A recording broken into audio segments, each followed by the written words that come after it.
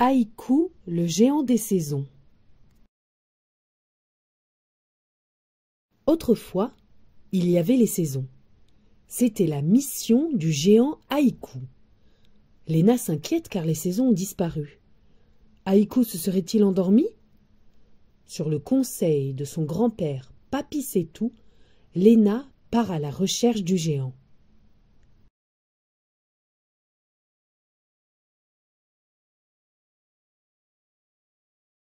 Haïkou, le géant des saisons, d'Arnaud Hugues, aux éditions Alice Jeunesse. Comme chaque matin, Léna va à la fenêtre pour regarder le ciel. Et hélas, cette fois encore, pas de surprise. Le ciel est comme elle l'a toujours connu, sans lumière, sans couleur. Les seuls nuages sont ceux des cheminées de l'usine à l'entrée de la ville. Il ne pleut pas, ne neige pas, le soleil se cache et le vent a perdu son souffle. Les plantes restent sous terre et les oiseaux ne chantent plus. C'est un pays sans saison. Quelle tristesse! Aujourd'hui, Léna veut avoir une explication. Léna décide d'aller voir Papi Sétou. Il connaît beaucoup de choses. Il doit pouvoir répondre à ses questions.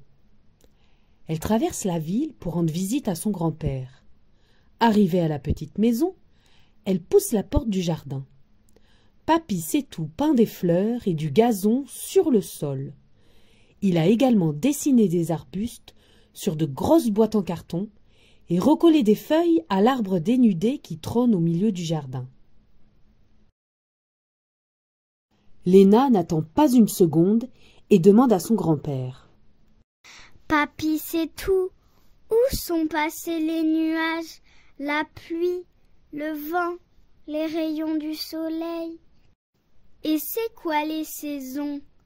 Je ne les ai jamais vues. » Alors, le vieil homme pose ses pinceaux. « Tu as raison, Léna, ce n'est pas normal.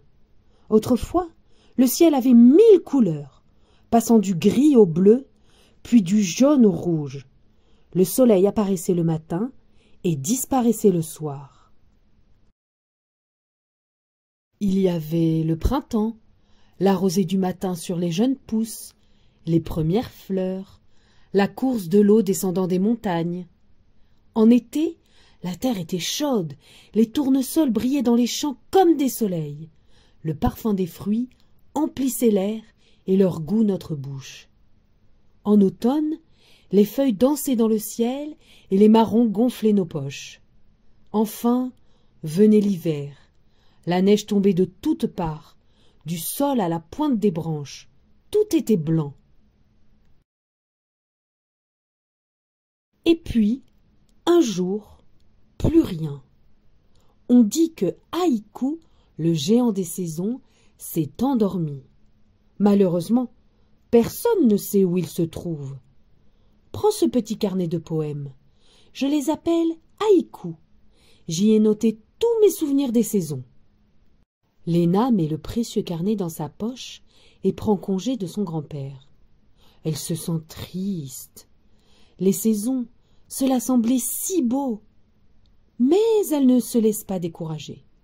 Si ce géant existe, Léna compte bien le trouver et s'il dort, elle va le réveiller. De retour à la maison, Léna se précipite dans sa chambre. Elle sort le petit carnet de sa poche, s'installe sur son lit et commence à lire. Il y a 4 parties, une pour chaque saison.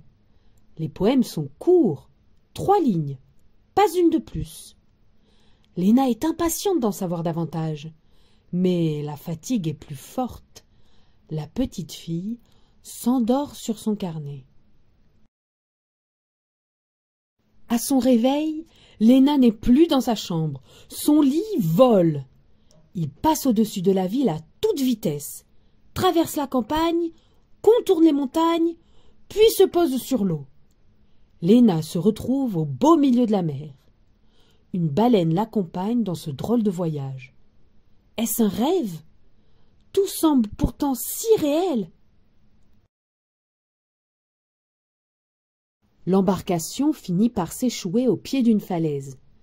Léna descend de son lit, grimpe sur un rocher, puis sur un autre, vers la gauche, sur un autre, vers la droite, sur un autre encore, un peu plus haut.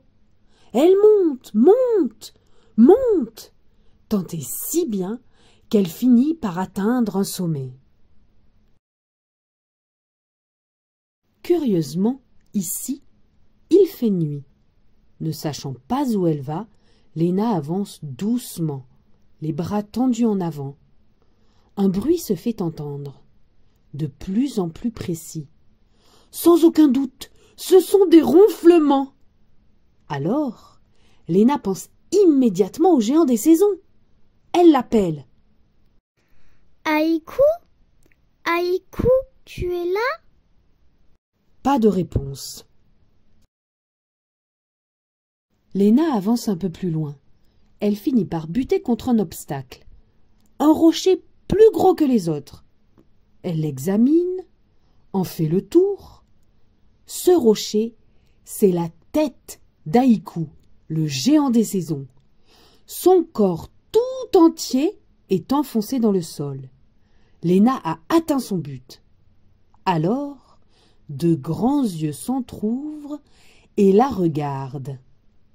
« Que fais-tu ici? Laisse-moi dormir !» entend-elle soupirer. Mais Léna insiste. Haïkou doit cesser de dormir, car sans lui, les saisons n'existent plus. « Je te comprends, ma petite fille, mais pour recréer les saisons, j'ai besoin de votre attention, de vos rêves à vous tous. Je ne me suis pas endormie, c'est vous qui m'avez laissé dormir. Et maintenant, je ne me souviens plus de rien. Je ne me rappelle ni du printemps, ni de l'été, ni de l'automne, ni de l'hiver. » Alors, Léna ferme les yeux, se concentre et se met ensuite à réciter les poèmes de Papy C'est-Tout. Tout d'abord, il y a le printemps, dit Léna. Rosée du matin, déposée sur les feuilles avant le soleil. Soleil impatient sur les jeunes cerisiers, douce caresse. Un chant de crocus, celui d'un oiseau, perché, voilà mon printemps. Haïkou sort doucement de terre, s'accroche au tronc d'un arbre, on voit maintenant son buste. Il se souvient du printemps. Puis vient l'été. Ah, le soleil chaud, bouquet de coquelicots, gouttes de sueur. Sur le banc, j'ai vu rapidement un lézard sur des galets bleus. Nuit de la Saint-Jean, accrocher mes étoiles en haut du jardin. Le géant se dresse de plus belle. Il dépasse le feuillage des arbres. Il se souvient de l'été. Ensuite arrive l'automne. Les oiseaux au ciel, puis les feuilles dans le vent. Adieu mon été. Feuilles sur le sol, et tombent les cris d'enfants. Sous le parapluie, au bout du verger, les restes d'un bel été, un ciel orange. Haïkou dépasse les montagnes, il a la tête dans les nuages. Il se souvient de l'automne. Et enfin l'hiver. Première neige, je te suis à la trace, déjà disparue. Une neige bleue doucement nous recouvre, rentrons maintenant.